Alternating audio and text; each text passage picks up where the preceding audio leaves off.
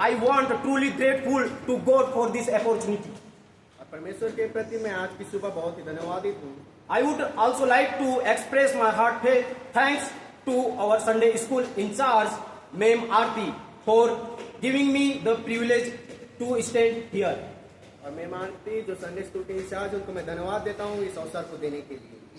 And to all my dear brother and sister,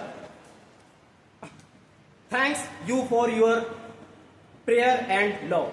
और मेरे सभी प्रिय भाइयों एवं बहनों आपके प्रेम और प्यार के लिए धन्यवाद। This morning, I would like to share a message that God has spoken to me personally. और व्यक्तिगत रीति से जब परमेश्वर ने मुझसे बातें किया वही संदेश मैं आपके सम्मुख रखना चाहूंगा। When I was praying and preparing this sermon, और इस संदेश का जब मैं तैयारी कर रहा था और प्रार्थना कर रहा था, the message I want to bring before you is about the Holy Spirit. और आज जो संदेश लाना चाहता हूँ वो पवित्र आत्मा के विषय में है। My dear brother and sister, मेरे प्रिय भाइयों एवं बहनों, we are no longer just a new believers.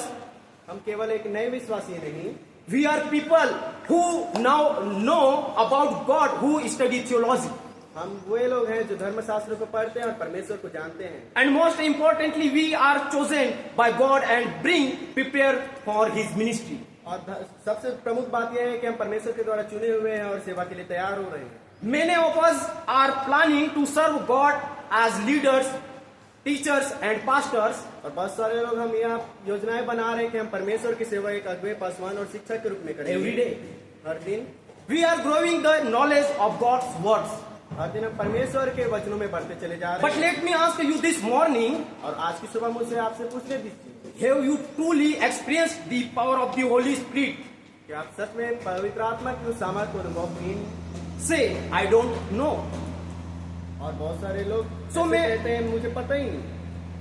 So, my dear brothers and sisters, this morning I want to speak on the topic, be filled with the power of the Holy Spirit. और आज की सुबह मैं उस शीर्षक में बात करना चाहता हूँ कि पवित्र आत्मा की सामर्थ में बढ़े, Because sometimes क्योंकि कई बार it is possible to know the Word of God, to study theology, and yet still to experience the power of the Holy Spirit in our lives.